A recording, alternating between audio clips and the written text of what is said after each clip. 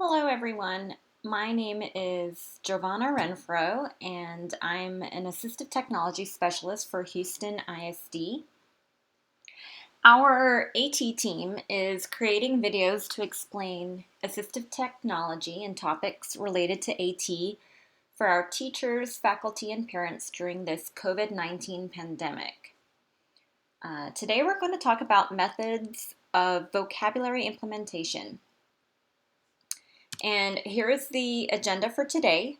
We're going to discuss modeling, providing naturalistic interventions, masking, and descriptive teaching in detail today. Modeling. So we're going to spend quite a bit of time on modeling today. Modeling is also known as aided language input. You're going to activate the student's AAC device while speaking to the student. So it could be while you're commenting, greeting, asking a question. You are showing the student how to use the device and what you would use it for. So the more that you're able to model, the better. And some things to remember when modeling. I try to focus on the key word I'm working on by punching them with increased volume or changing my intonation with the word. And another thing to remember is that grammar is not important. I know when I first started working with students who had speech generating devices, I always wanted to model the correct grammar.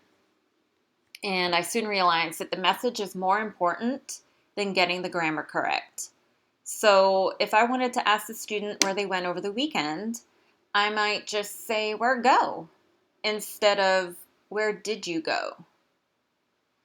And that leads us to the last tip, which is you should always try to model one step above where the student's language abilities are. So if your student is nonverbal, you should model single words. And if your student speaks in one word utterances, I would model 2 to 3 word phrases for them. And here's a slide that goes along with that. And then the last, area, if your student's language level is at 3 to 6 words, you're going to want to model longer sentences and start linking ideas and adding more inflection to your words. So why model? Well, modeling usually provides a positive AAC experience for the user. They're learning their device, they're having fun while learning it, and they are interacting with a communication partner. So that should be a positive experience for them. Modeling is also something that we can start implementing immediately. We can turn on the device, and as we're completing an activity, we can model core vocabulary for the student as we're speaking. And also, anyone can model. It can be a parent, a teacher, a peer, a therapist, occupational therapist, physical therapist, speech pathologist. Even a sibling can model on the device. It's great just to get everybody involved. And our last bullet point on this slide, modeling provides our students or AAC user with a competent model of how to use their device. And while this is happening, they're learning the layout of the system and where specific vocabulary is located. So when they go to pick up the device to use it, it's not the first time that they're seeing it. So key points to remember. Don't ask for imitation. We're providing them with the input and opportunities to see how their device functioning through modeling. And then also providing them with the communication opportunity to apply what they've learned and use it. We also want to model looking for vocabulary. Mistakes are also okay. By making mistakes in front of the student, it shows them that number one, it's okay, and then number two, In the process of me looking for the symbol, they're learning the location of it as well. So mistakes are good. We also want to model throughout the day. Keep the device available throughout every activity that you do. As individuals, we communicate all of the time throughout the day, so we don't want to limit communication for our AAC users solely during, let's say, circle time or snack time. Keep it available at all times. So, for example, say you're saying to your class, it's time to go to lunch. I would go ahead and model the symbol go or go eat on the device, and that way they could see it being used in front of them throughout the day. And that brings us to our last point. Don't model every word you say. Just focus on those key words. Our next slide is an example of modeling core vocabulary. So the teacher is modeling core vocabulary in the classroom, and this video was taken from the Practical AAC blog, which is a great resource for assistive technology. So let's go ahead and take a look.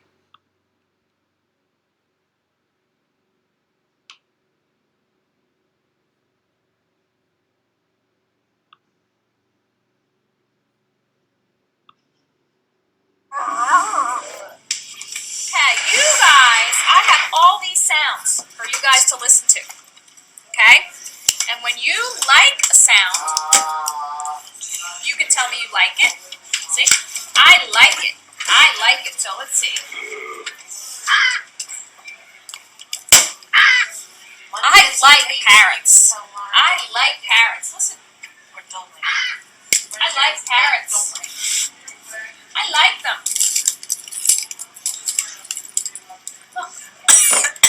I like parrots. Oh, very nice. Thank you. I want a different sound. I want a different sound. Parrot sounds. Let's see. How about a laugh?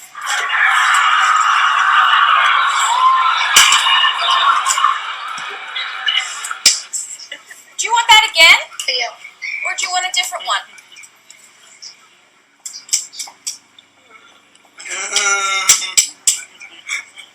What do you think? I'd like to hear it again. Again. How about you? Again. This one. Okay. All right. Again. We did a laugh.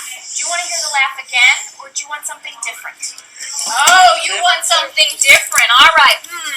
Some good finger isolation on that one, huh? Cat. Did a sheep that time. Cats like that Is that one. good or bad? Good or bad sound? What do you think? What do you think? Good or bad? Boom. You know what?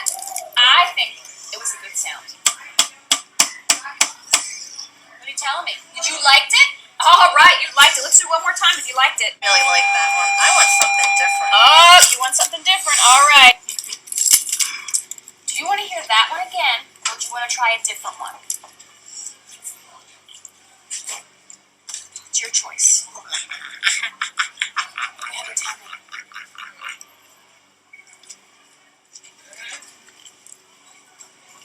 I liked it. I liked it too. Should we hear it again? Can you tell Lauren to make it go again? Go. Oh, Damn. guess what? You lost your chance. Yeah, well, Ready, set, go. All right, again.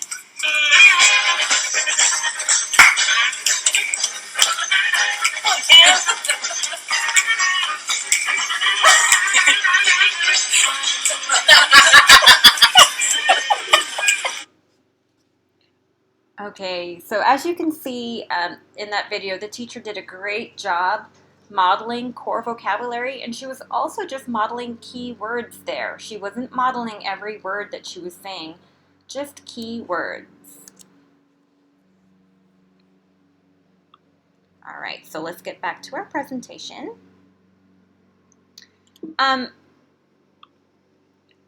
I also wanted to include an example of how parents can model at home.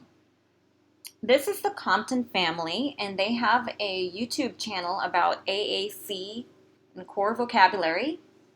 In this video, Philip's mom and brother do a fantastic job modeling the core vocabulary word want. So let's go ahead and take a look at this one.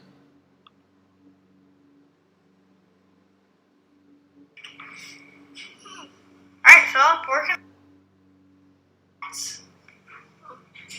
Good morning, Philip. What do you want to be today? Want. Want.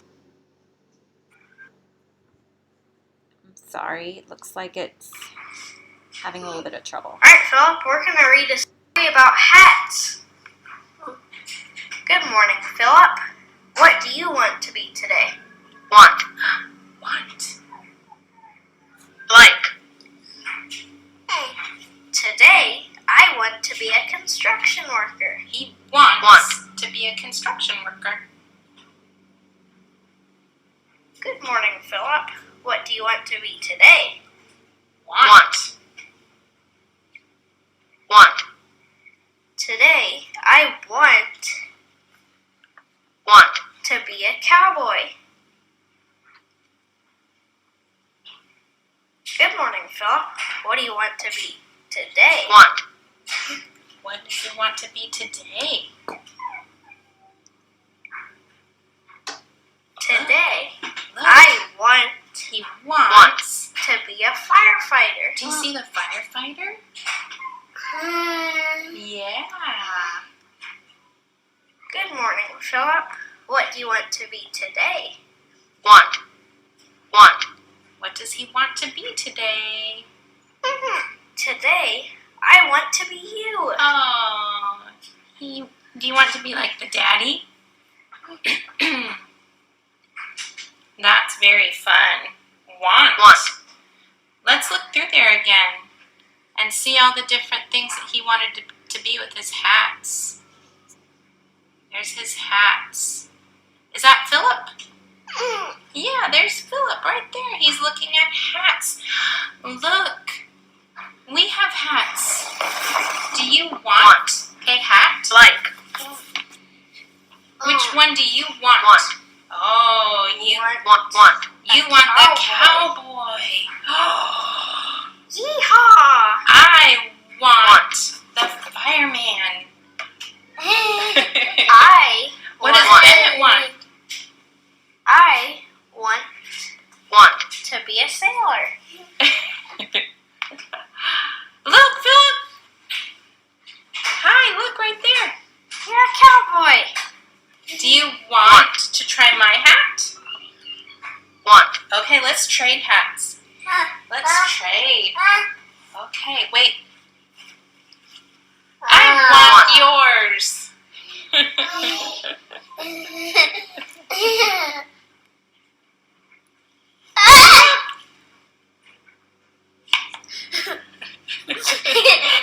Oh, do you want. Do you want Bennett's hat? Want. Okay, trade with Bennett. Give that one to Bennett. And you're a cowboy, Philip. Yay! Do you want to read more? Okay, let's read some more. Going to the mall.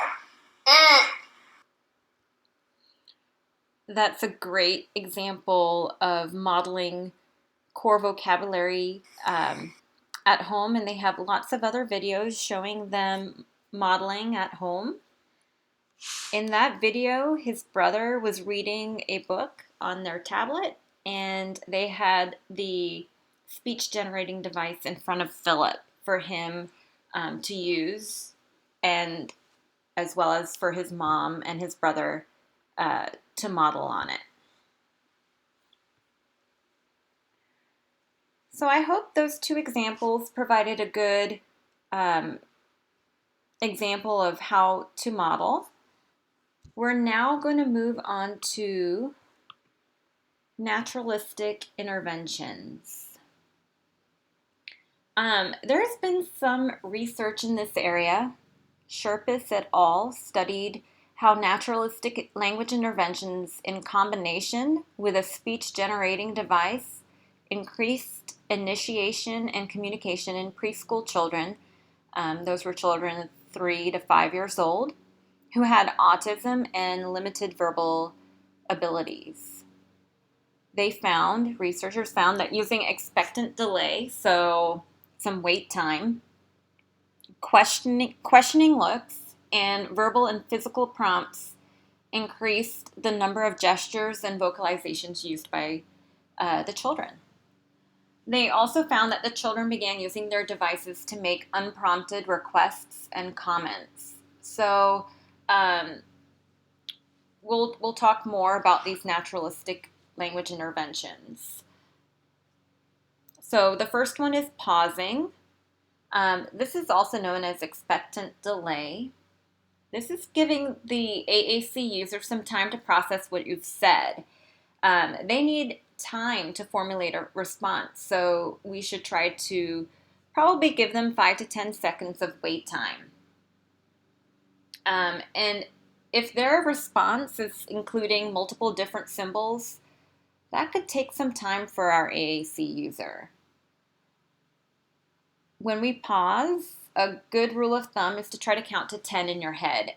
And if it looks as though the student is thinking or trying to answer, maybe allow them more than 10 seconds. Maybe allow them 15 to 20 seconds, which may seem like a long amount of time, but they may need it. In practice, I've seen that our students do indeed require this extra time, whether they're using an AAC device or not. And I want to touch on verbal and physical prompts. So what are prompts? These are gestures, demonstrations, touches, or other things that we arrange or do to increase the likelihood that our students will make a correct response. So we may touch an elbow or gesture towards the device as a cue to say, okay, go ahead and use your device. It's a scaffold that we can provide in the beginning as the AAC user is learning their device, and then we can subsequently fade or decrease the number of prompts we're providing as the student improves. So some examples, show me on your device, or you show me. Those are some examples of verbal prompting we may use to guide the AAC user to their device.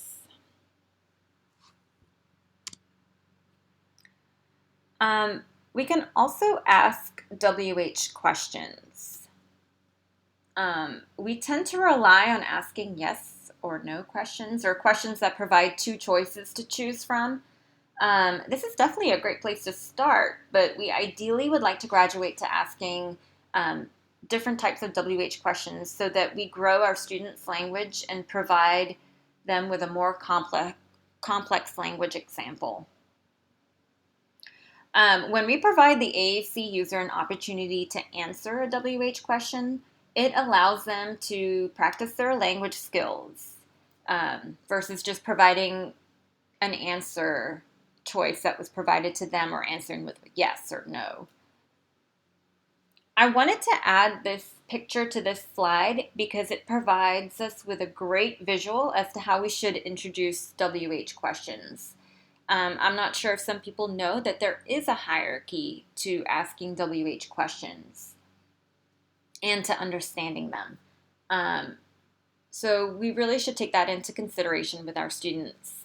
Our easiest WH questions are going to be what, who, and when. Then we get a little bit more difficult with where questions, why questions, and how questions. So in the beginning, maybe ask a few what questions, maybe some who questions, and then increase the complexity of your WH questions as you see your student is improving.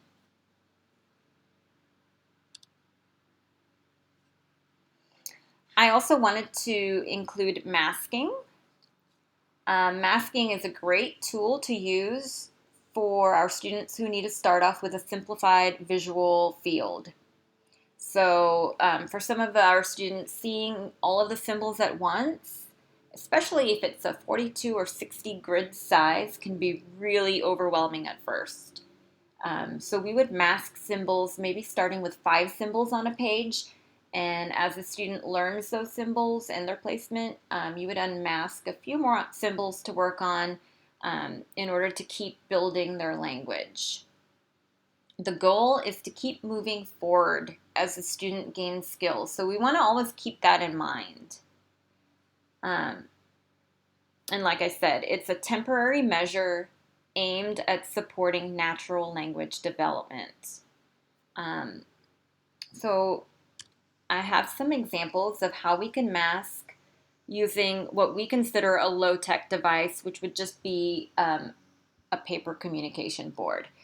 On the left, this is what it looks like without any masking. And then on the right, here I've covered up some of the symbols with painter's tape. You could also use masking tape to cover up the symbols that you're trying to hide. Okay. And I've also included what it would look like on a mid-tech device. In this example, it's a GoTalk 9. On the left, you can see all the symbols are there. And then on the right, we've left out some symbols and we've masked it. So they're just exposed to 7 symbols at this time. And then lastly, how masking looks on a high-tech device. On the left, again, no masking. And then on the right, this is what it would look like with some of the symbols or icons being hid. We hide them. And that's what it looks like. Another reason why we mask is that once an icon has a particular location on a board or a speech generating device, its placement shouldn't really change. So predictability is so important for establishing that motor planning for communication. And so once the student understands the location of their symbols and they understand where it is on their device, you can start unmasking some symbols and then they don't get so visually bombarded. Our last topic we're going to talk about today is descriptive teaching. This statement is by Witkowski and Baker. We can use a descriptive teaching approach with our students who use AAC by modeling and teaching high-frequency core vocabulary that's available in their device to help explain key concepts and by asking more open-ended questions when we assess our students' learning. The descriptive teaching method emphasizes the use of core and high-frequency vocabulary. The advantages to using core vocabulary and a descriptive teaching model are that core consists of 350 to 400 most commonly used words in the English language. It's our broader, everyday vocabulary. So when we're teaching a lesson or concepts, we want to be using high-frequency vocabulary. And core also shows a 90% overlap from preschool through adulthood, and it doesn't vary demographically. So that means the words that young children learn it's the same language that they're going to use through adulthood. And by making use of high-frequency vocabulary a priority, it basically eliminates the need to program a revolving vocabulary of curriculum words. So this slide here shows the differences between referential teaching, which is the style of teaching we're typically used to using, compared to descriptive teaching. So in this column, with a referential style of teaching, we're going to need a large vocabulary of words that are rarely needed on a daily basis. It requires the least amount of thinking. So, it requires rote memory or one-word responses. And it requires a high memory demand with the least payoff. Versus the descriptive style on the right side of this table, it requires a smaller vocabulary of words that you're going to use on a daily basis. This is what we call our core vocabulary. It requires creative thinking to explain concepts and define vocabulary. And the focus is on the information in the lesson and not a direct focus on teaching new pages and symbols in the speech generating device. And all of this information was adapted from Gail van Tatenhove.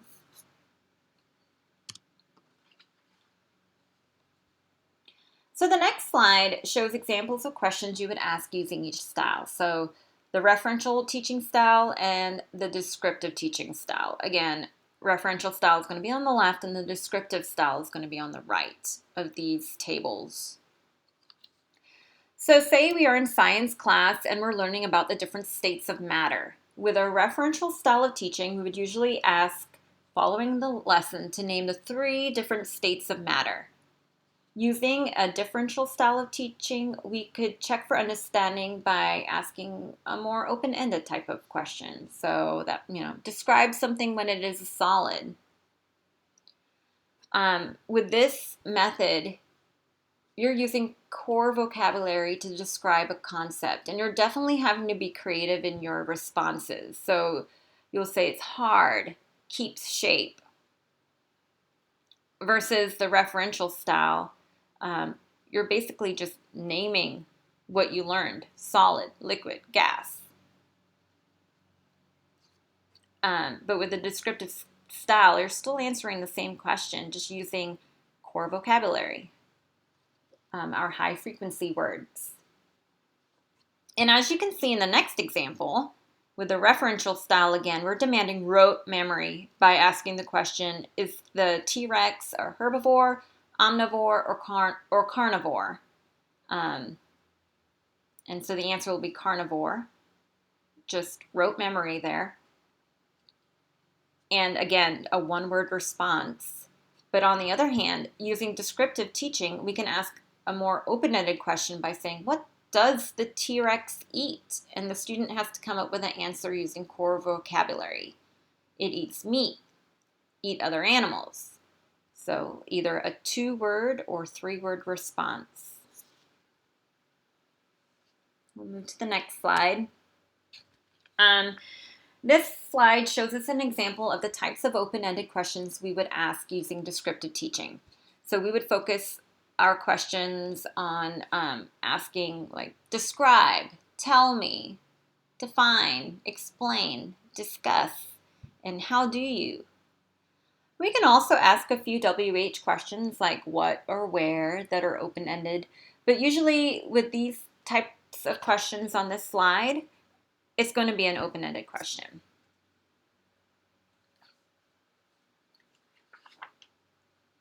Okay.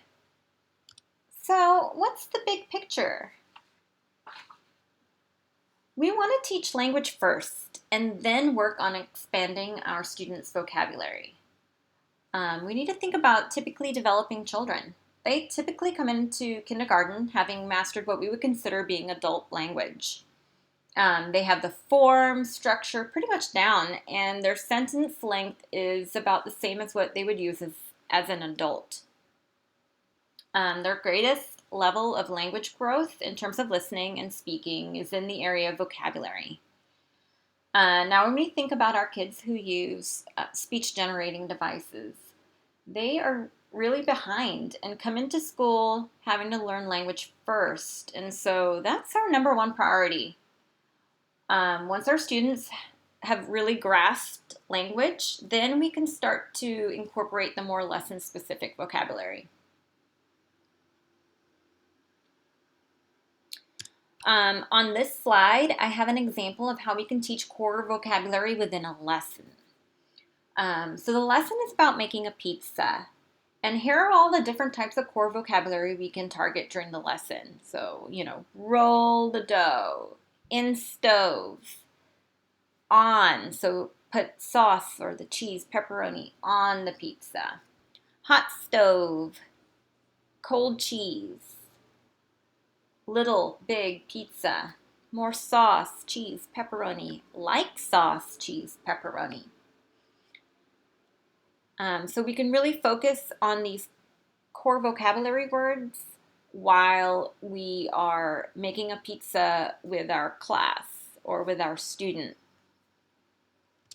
And on this slide, it's the same lesson, but we're expanding our students' language to use two-word utterances using core vocabulary.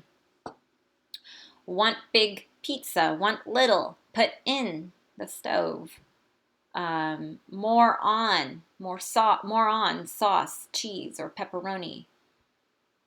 They can even say no more. They don't, no more sauce, cheese, pepperoni. And at the end of the lesson, they can say all done once they've made their pizza.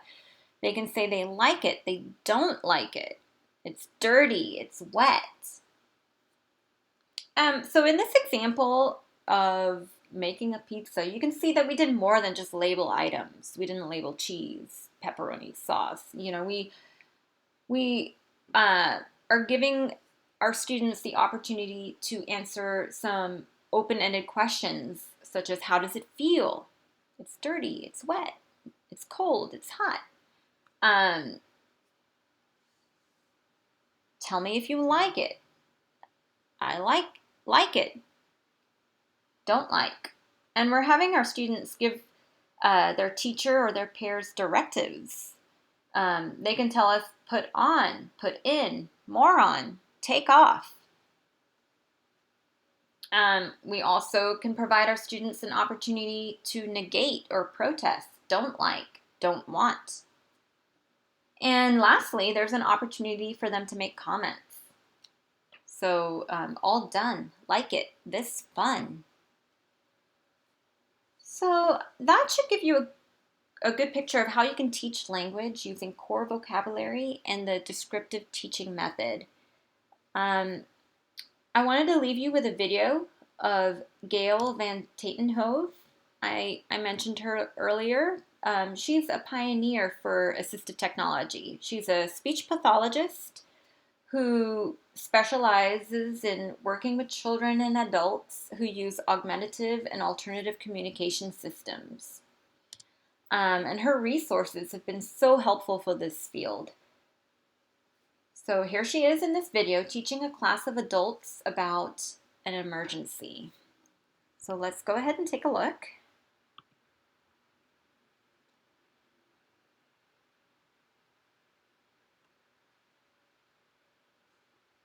What's the second thing we know about an emergency?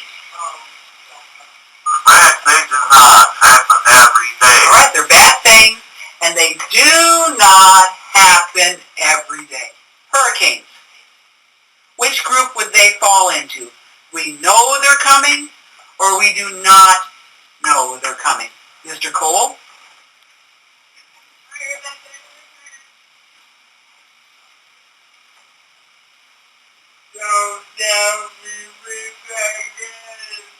We know. That's right. All right.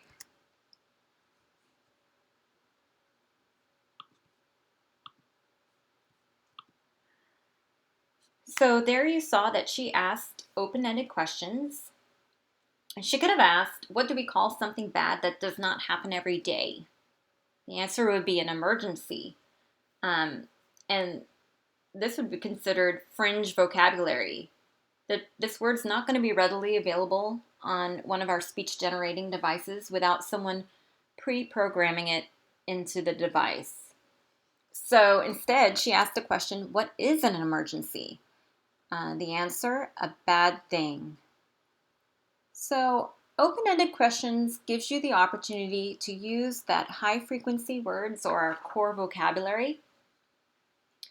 And in summary, descriptive teaching really increases learning versus just labeling a word.